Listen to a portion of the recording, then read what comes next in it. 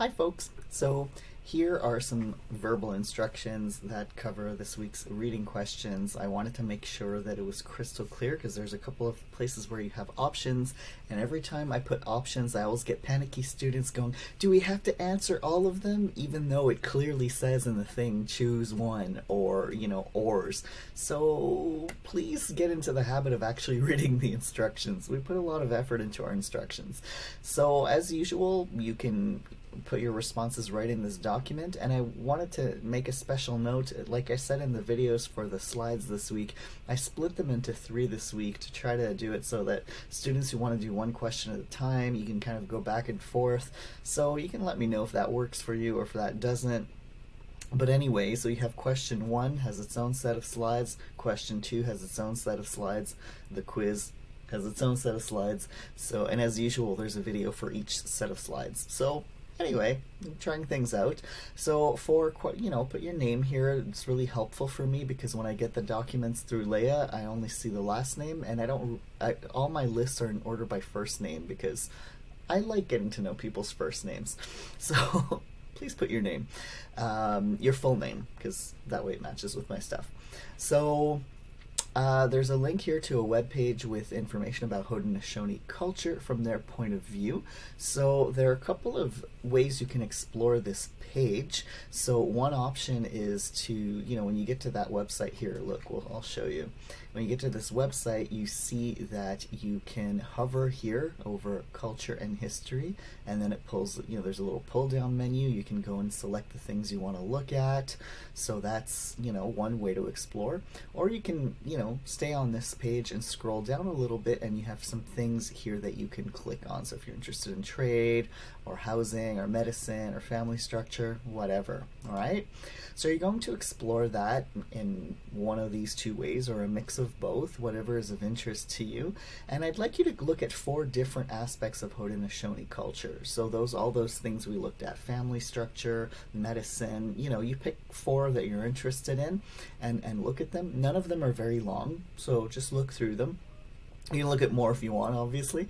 Then in the space below, and you're going to add yourself some space here, you're going to discuss what you found interesting. Okay, so whatever it is you read about, some new information that you got, just describe it here. And just to remind you, you got this comment on earlier assignments, but I really need you to show me that you read something. So refer specifically to things that you read about. Don't give me these vague answers. Oh, I found it interesting to learn about their culture, and their culture is so interesting. And you can say that without reading the thing, okay? You really need to show me that you read something. Second one, so here is where you have options again, but you have, a few different options within options. So I want to clarify it. So this is based on Chapter 10 of Indigenous Rights by Chelsea Vowell. And so that's the first option, okay? So the main option here is to read this chapter, and then once you've read the chapter, you pick A or B to answer, okay? Either one's fine. So you can either kind of look at her discussion within that chapter where she's talking about how attributing non-Indigenous stories to Indigenous people is harmful, okay, and discuss that a little bit in 75 to 100 words, or look at her explanations about Indigenous genres. There's an actual section called Indigenous Genres, and she talks about that a little bit, and she says a bunch of things there. Pick 2 things that she says there, and about why, things that are important to be aware of when learning about Indigenous stories, and write about those. All right, so it's mostly a description thing. Show me that you read something. Again, refer to specific things. If, as an alternative to reading this chapter, I do encourage you to read it. So even if you don't plan to answer this, it's a good idea to read it. It's important. But as an alternative to answering these questions, and to working on this chapter right now, if you are available on February 1st, which is a Monday from 2:30 to 3:45, there's an event during the Humanities Symposium at Vanier. It's a virtual event on Zoom. So if you want to listen in, the Zoom link is right here. It's an interview by my colleague Nirmala Bains, who teaches anthropology. Some of you might know her. She's going to be interviewing Rebecca Thomas, who is a Mi'kmaq poet.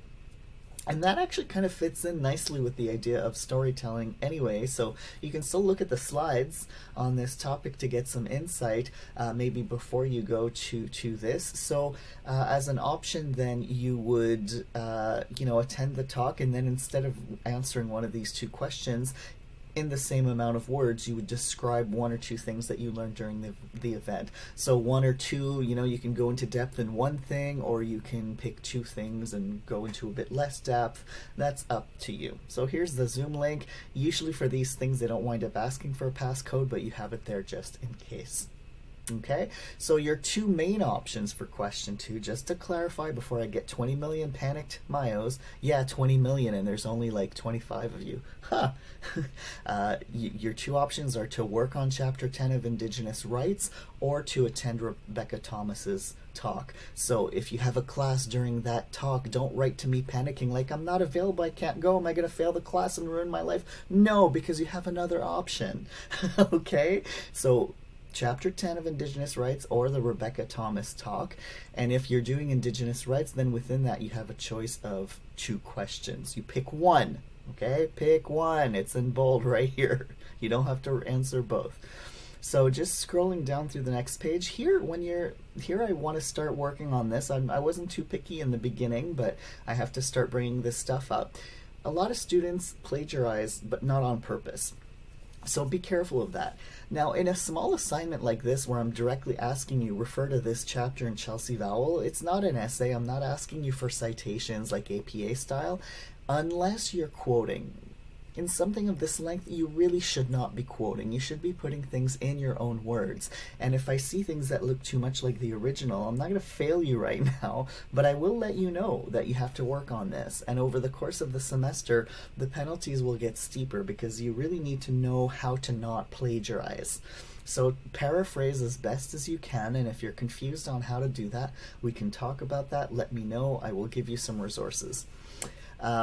If you do absolutely need to quote something, then you would do that APA style because it's an anthropology course, and there's some resources on doing that here. If you're in a 201 level course, you've probably been exposed to this, but if it's still a big, giant, massive confusion to you, let me know.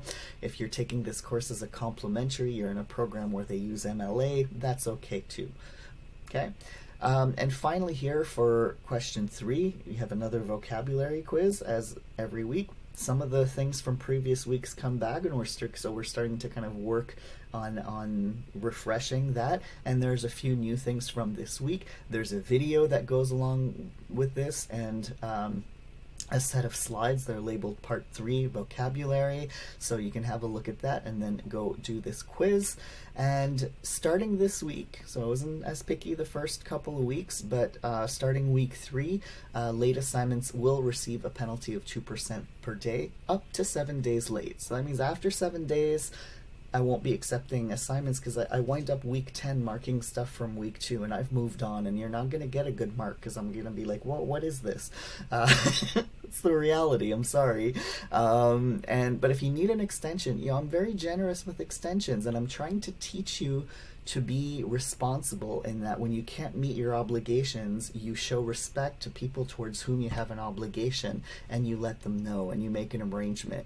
Okay, it's part of being a professional, and it's part of being a responsible citizen. So it's not to give you a hard time, it's to help you understand that your actions, or lack thereof, have an impact on other people. It impacts your teacher's workload when we get a lot of things late.